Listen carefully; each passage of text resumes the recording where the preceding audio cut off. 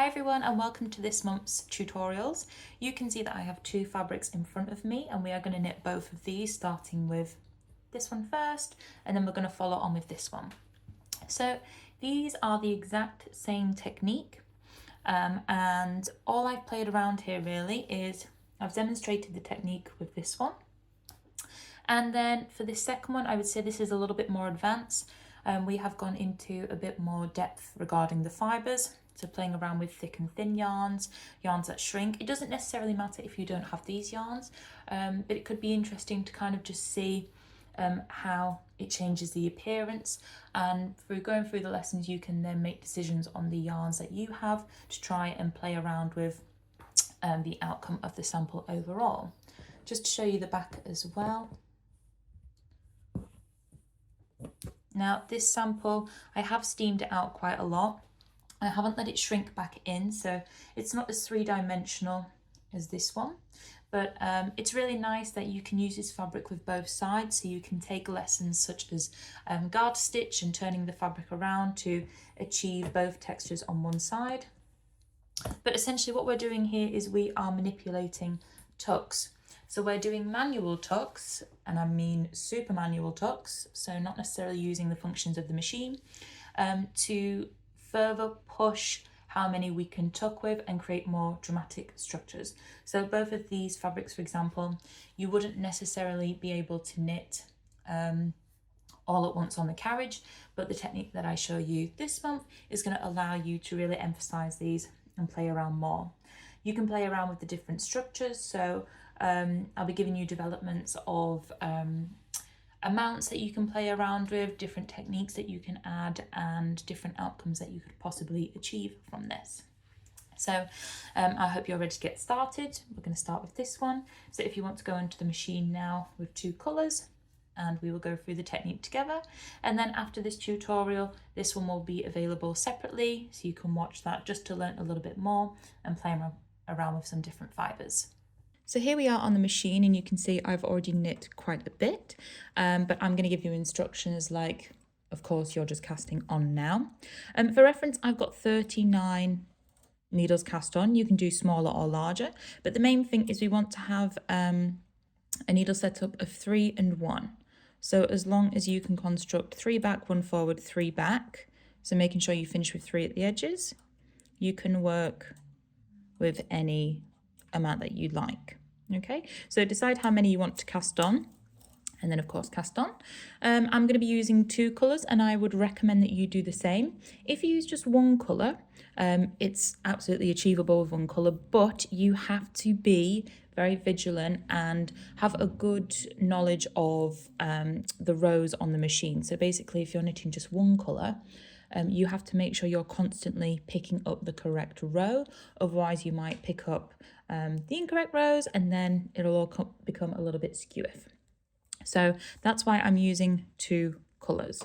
So even though I have clearly got knit on the machine, I'm going to give you instructions once you've cast on. So finish on the right hand side of whatever colour you're casting on with, so we'll call that colour 1, and then I want you to change to colour 2. So colour 2 for me is this green, okay, and the green for me is going to be the colour that I create the tuck with. Now the great thing about this technique is it does allow you to be experimental and kind of push the fabric more than you could if you were actually knitting just by relying on the needle selection itself.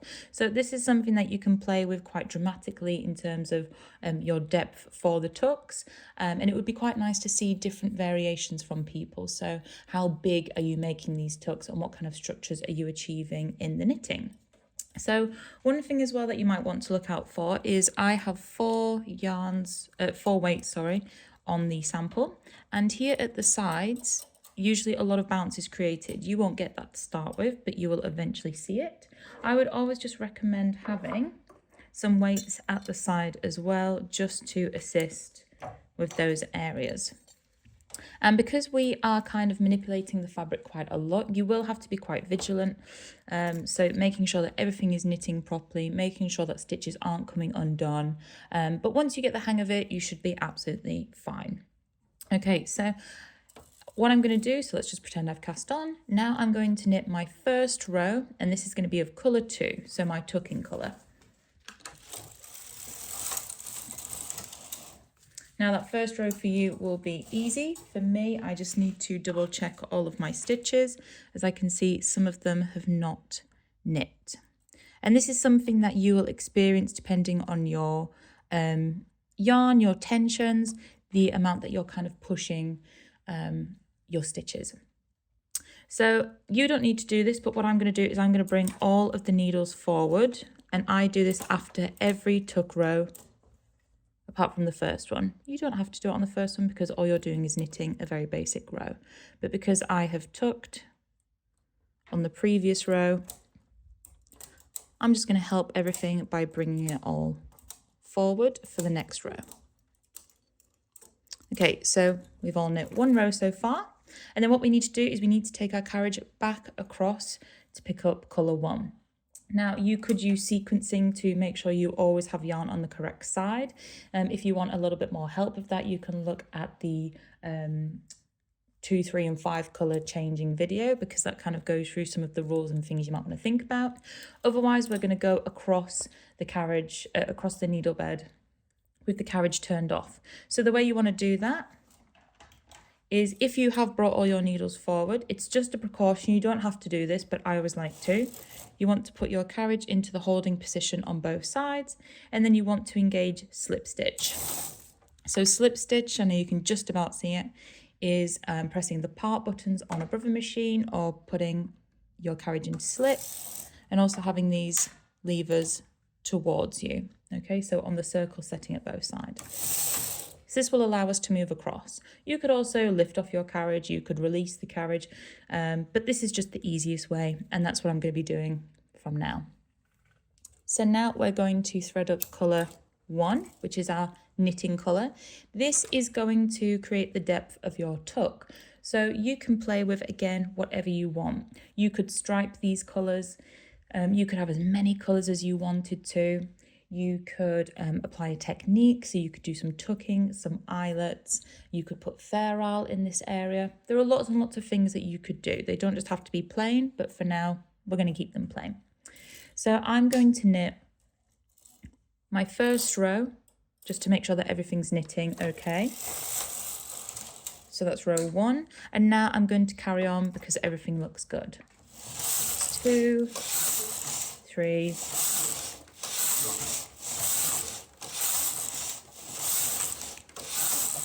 so I have knit 9 rows total. Again, you can knit whatever you want.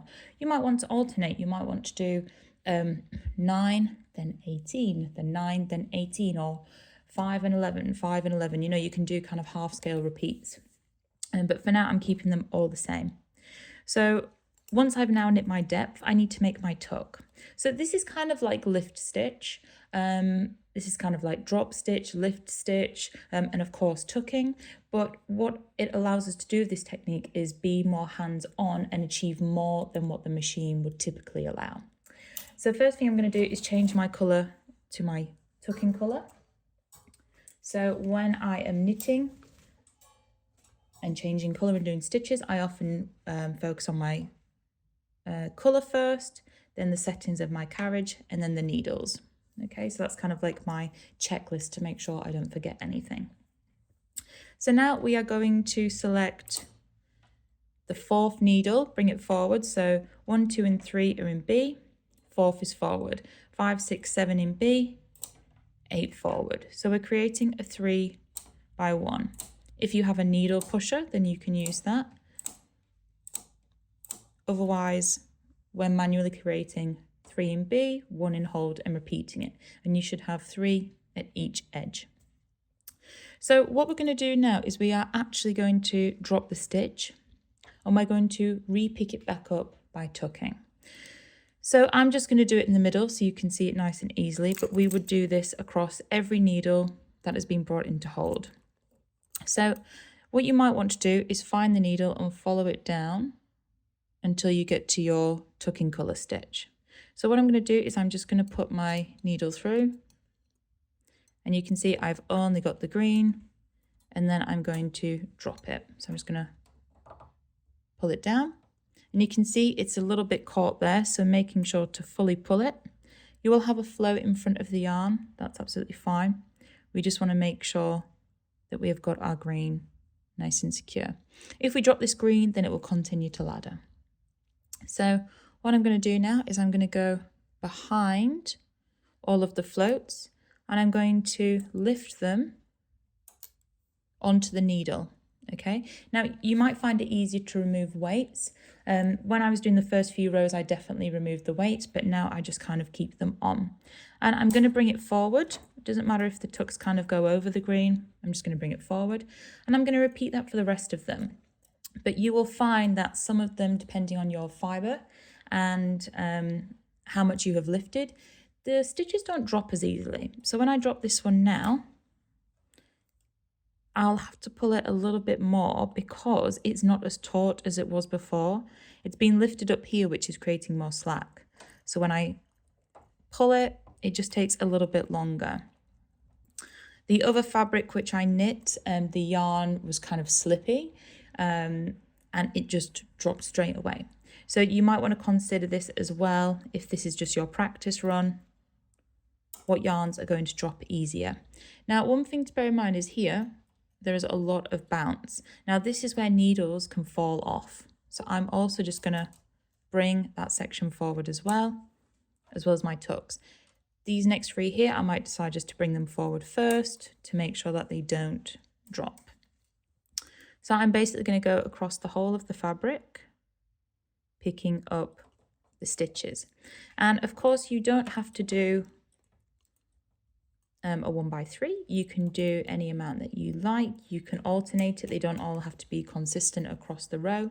The reason that I'm doing 1x3 though is an odd number.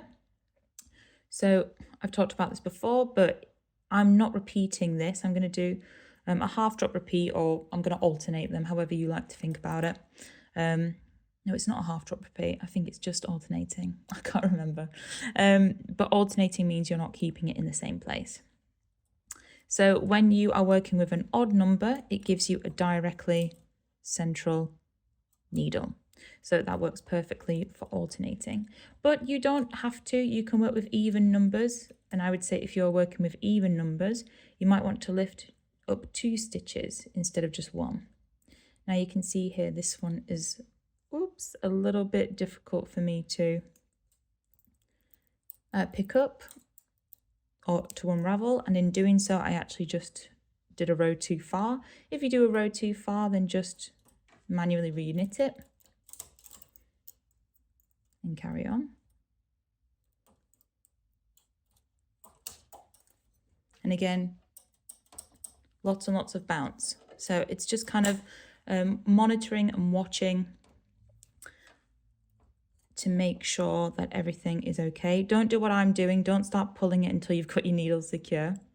I would always recommend making sure you've got that secured first, especially if you're working with slippier yarns. So yarns such as viscose would be fab for this, but they will fall literally so quick. It doesn't matter how taut it is or isn't, it will just all the way drop. So think kind of metallic yarns. Yeah, just think of yarns that kind of fall off the cone quicker. So you might have knit with fabrics, with yarns before that you have to kind of put something underneath, or you have to put a sock around them to stop them running and catching. Those yarns are actually perfect for stuff like this because they're just incredibly slippy. And again, just making sure all the needles in between. You could lift them all forward if you prefer, but you just have to be super vigilant of which one you're actually picking up. So for me, because I'm very familiar with knit and this technique, I can see I've got 3 stitches here. I know for a fact that it's this one, and I can always double check that it is that one I'm dropping, which it is. If you bring them all forward, it will just essentially remove the possibility of stitches on knitting themselves. So lifting all of those up, and then we're going to repeat this, but we're going to alternate. So it's a pretty simple idea once you get the hang of it. But I thought it was a little bit too advanced for beginner, as there's kind of quite a few things you have to watch out for, especially if you then move on to the advanced version of this, which is essentially the same, but we're just working with different yarns and exploring different ways to work on the machine. And I found that it was a lot trickier, so I just thought I would do a separate video on that one in case you want to kind of achieve something like the black and beige sample of this technique. So again, just being super careful and lifting them back up. And I would say if you do find this quite easy straight away, then definitely get another technique in. And I would say you want to do a plain version first before you do the technique, because it just allows you to see the area that you're working with more. So I would definitely prioritize the central needle if I was adding a technique, because the central needle has the most clarity, whereas the edge ones kind of get lost a little bit in the tucks. If you want to kind of have a few different motifs in the middle, then of course you would need to expand and make your, let's call it a bubble, bigger. Okay, so now we've got all of the correct stitches lifted, just adjusting my weights ever so slightly at the edges, and then we're going to knit. So I've changed, I'm on my tucking colour, and I'm going to knit for one row.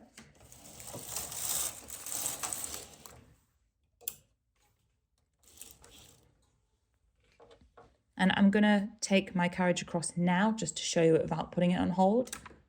The reason I like to put it on hold first is sometimes if your carriage is too loose when it's moving across needles without knitting, it can move them a little bit and it can undo these stitches. To avoid that, you can just turn the tension all the way down to the tightest possible and it will not affect the stitches at all. So I'm threading up the correct yarn, I'm putting my tension back, but of course you don't have to do that if you don't feel it's necessary. And then I'm going to bring all of my needles forward, so I don't technically have to, but it looks a little bit tight to me because, like I said at the very start of the technique, they've had tucks on them before, they've been through a bit of a manipulation, a little bit of stress, so just bringing them forward will remove the possibility of issue. And then again, I'm ready to knit my depth, so I'm knitting 9. The reason I'm knitting an odd number as well is because an odd number will always get me back onto the side with my tucking yarn, and it stops me going over unnecessarily across the needles. So 2,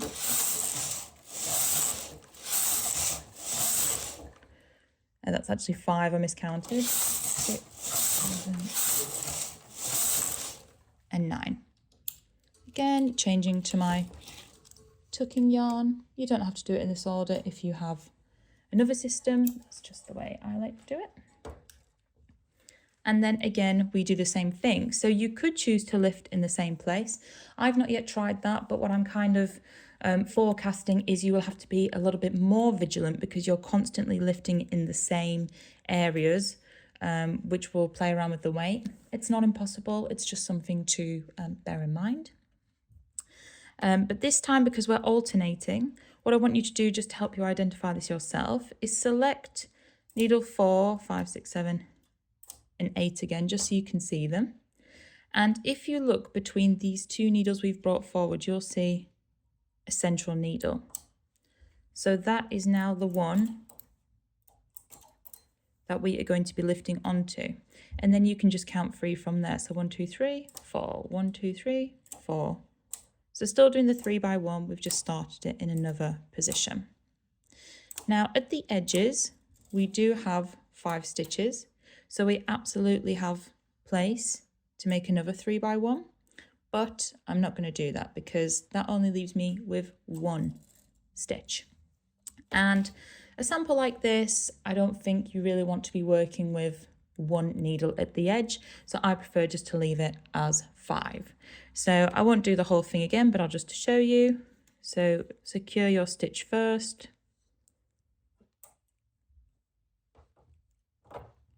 Drop, and then